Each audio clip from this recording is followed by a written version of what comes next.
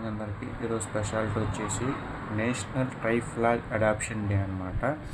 అంటే జాతీయ జెండా మనం అడాప్ట్ చేసుకున్న డే అని అనుకోవచ్చు అనమాట. అడాప్షన్ మీన్స్ నథింగ్, ఒక తీసుకోవడం లేదా మనదనుకోవడం తెలుగులో మీనింగ్. మీకు తెలుగులో కూడా తెలియాలని చెప్తున్నాను. ఇంగ్లీష్లో అయితే అడాప్షన్ అంటారు అనమాట.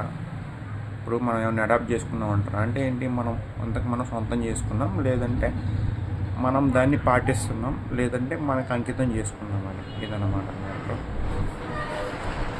ఇన్ 1947 22 జూలై కాన్స్టిట్యూషన్ అసెంబ్లీలో ఎప్పుడైతే మనకి ఫ్రీడమ్ వచ్చిందో అప్పటి నుంచి మనం ఈ ట్రై ఫ్లాగ్ని మన ఇండియన్ నేషనల్ ఫ్లాగ్గా గుర్తిస్తున్నాం అనమాట. మనకు తెలిసిందే, ఆ సాఫ్రాన్ వచ్చేసి హిందూస్కి గుర్తు, మధ్యలో ఉన్న వైట్ వచ్చేసి క్రిస్టియన్స్ గుర్తు అనమాట.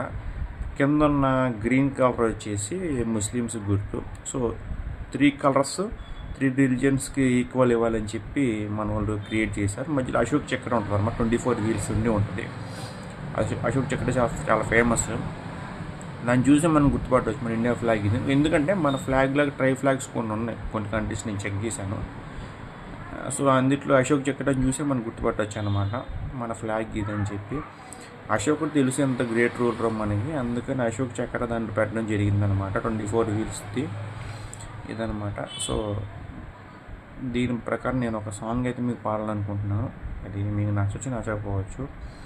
కాకపోతే దేశభక్తి అనేది మన లైఫ్ లాంగ్ ఉండాలి, కానీ ఏదో ఇండిపెండెన్స్ డే వచ్చి రిపబ్లిక్ డే వచ్చి వెళ్ళిపోకూడదని నా ఒపీనియన్.